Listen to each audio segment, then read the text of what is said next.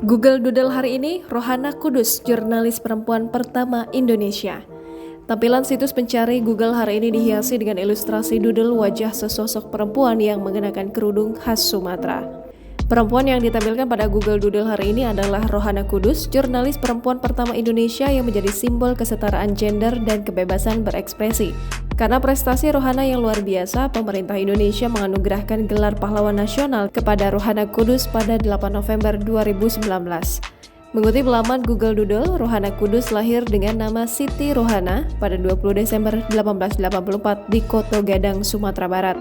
Dibesarkan pada masa ketika pendidikan merupakan barang langka bagi perempuan Indonesia, Rohana menemukan kecintaannya pada kegiatan membaca koran. Pada usia 7 tahun, Rohana rutin membaca koran dan membagikan kabar yang diberitakan koran-koran lokal kepada teman-teman sebayanya. Pada tahun 1911, Rohana mulai berkiprah di bidang pendidikan dengan mendirikan sekolah pertama di Indonesia yang secara khusus ditunjukkan untuk perempuan.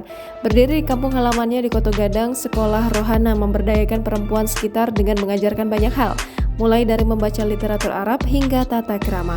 Tak berhenti sampai di situ, Rohana juga mendirikan surat kabar pertama khusus perempuan Sunting Melayu pada 1912. Sebagai yang pertama di Indonesia, surat kabar ini secara langsung menginspirasi perkembangan beberapa surat kabar perempuan lainnya. Jangan lupa subscribe, share, komen, dan like ya!